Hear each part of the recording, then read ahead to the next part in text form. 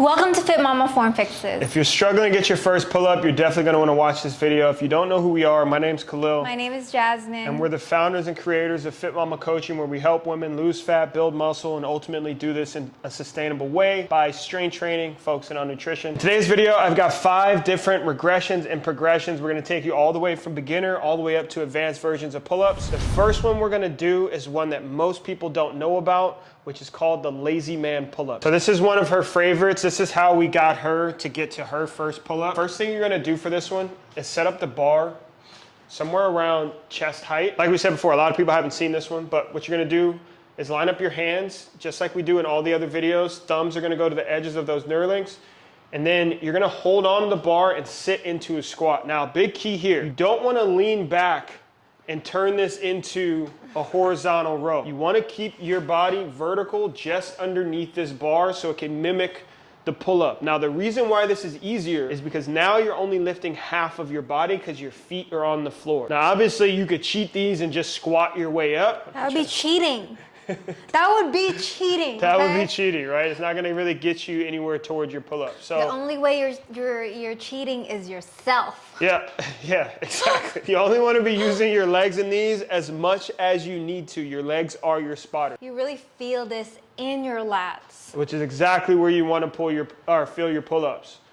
Right there. So you really want to feel the stretch in the lats at the bottom, and then keep them active all the way till you get your chest up to the bar. I like these more than starting with something like an assisted pull-up machine, because sometimes those assisted pull-up machines can get people confused on how much weight they're supposed to use. And a lot of people stay in that area for way too long, where they just are always relying on that. And it gets awkward. It gets very awkward, and it's not very natural with your movements. But this is working you up to where we can actually do those. So stay here until you can do 12 to 15 of these, and then we'll transition into the next one that we got for you. So our next progression from the lazy man. So now that you've gotten to the point where you can do 12 to 15 of these without using much of your legs, now we're gonna go up to doing band pull-ups. We got options. So for the band pull-ups, we have many different options here. You've got a lot of different regressions and progressions that we can do within this. So if you're just coming from the lazy man pull-up that we just did, maybe you need the green. Maybe you need the green and the purple together. Maybe you need the green, the purple, and the black. It's really up to you and where you're at. But you want to work yourself all the way till you can get to red or black on these. Your colors might be different, but it's really 4 levels, which is typically what most bands will come with. But the way that you're going to set this up, you're going to go right in the middle and you pull it down into a loop.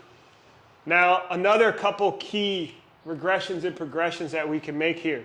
You can put this on your knee, or you can put this on your foot.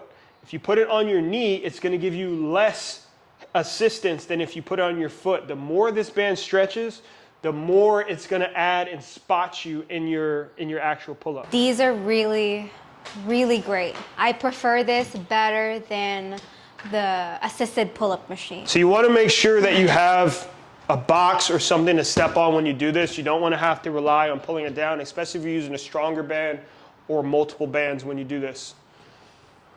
All right. So make sure you step all the way down with it, and then you're just going to do normal pull-ups. If you are putting your foot in this, you want to make sure that you put it right in the center of your shoe. Don't mess around and put it on your toe and be that person who gets smacked in the face with this. But you just set up. So you don't just want to let this band go so it flies up, because you can't get hit in the face. So you just want to grab it and then pull your foot out. So like we said, this one can be progressed or regressed to any of these bands that we have here. Any combinations that work for you are going to be great. Don't feel embarrassed if you got to have multiple bands. Everybody starts somewhere. But like, let's say you add a green and a red, or a green and a black, whatever it is. A green and a purple. You can progress and regress on whatever you need within that. So these are technically your weights. The less of a band you have, the harder it's going to be, because the more of your body weight that you're going to rely on. After you feel very confident in the pull-up with the bands, you might be able to get to your first pull-up by now. If you can't, another little micro progression we can make in these is something called the eccentric pull-up. This one was very confusing when I first tried it, but it worked with her very, very well. It's working for a lot of our clients right now. So you're not actually doing the pull-up part of it. It's actually on the way down. So let me show you what I mean. So you want to set this box up a little higher than usual. So this box is what's going to get you to get your chest up to the bar. So when you're doing an eccentric pull-up, you're going to step up every time on this box and jump your chest up to the bar. All the work on this is going to come from lowering yourself down. The key here is we want to be able to lower ourselves down for 4 seconds and be in full control the entire way. So what that's going to look like is jumping yourself up, hold, and I'm lowering myself down for 4. Feet touch, step back up, and I'm going to do it again.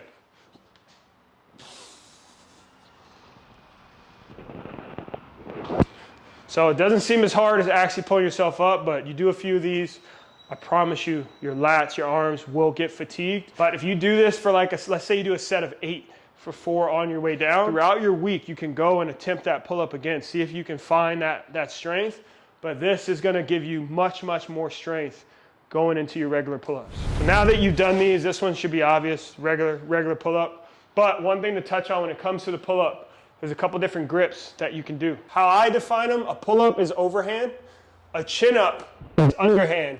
You can also do alternating grips on either side. You can also do neutral on either side. They all have very minor differences. The chin-up is usually where everyone is the strongest because you're using the most bicep when you do those. Pull-up is going to be the most natural that you do, or actually neutral is probably going to be the most natural. Overhand is going to have the most lat engagement for you. Where I see a lot of people mess up on a pull-up is not opening their chest at the bottom. They kind of keep their shoulders rounded, and it kind of limits how far they can get up. So you want to, as you pull up, you want to really open that chest up and roll the shoulders back with the intention of getting my chest up to the bone. So that's going to give me the active lats there. Beyond this is where you go to the advanced pull-ups, which is adding weight to your pull-ups. So I'll show you what that looks like. You're either gonna need a belt like this, or you can actually put a dumbbell between your legs. So before I had this belt, that's how I used to do it. So in order to use a dumbbell, you're just gonna hug it between your thighs, and you're gonna cross your feet, and do your pull-ups that way. You also could hook your feet. For these, some people never make it up to a weighted pull-up. It's a very, very good way to build your back muscles, to build your overall strength. Just like a squat, a deadlift, a bench press, you want to think about ways where you can really overload the weight, because you don't want to be, like, I guess this isn't a thing for a lot of ladies, but if you can do like 20 pull-ups, even if you get up to like 15 pull-ups, like it's time to start adding some weight so you can continue to see more back progress. So that was your ultimate guide to pull-ups. Hopefully you liked the video. If you did, make sure you hit that like button down below so we can send it out to more people that are just like you. And if we miss anything, make sure you drop it in the comments below. So if you are someone who's just getting started on their fitness journey and you're looking for a free program, all you have to do is comment the word workout down below and we'll send it right over for you. Don't forget to smash that subscribe button. And if you're ready to really dive into your fitness journey, we have the FitMama Club. In there, you have everything you need to be successful in your fitness journey. 100%. We hop on calls with you guys in there. We have more breakdowns for you guys in there. All of our programs we have available for you. We also have meal plan templates, recipes, everything it takes for you to be successful. We have it inside the club. I'm going to drop the link for that down in the description below, and we'll see you guys next time.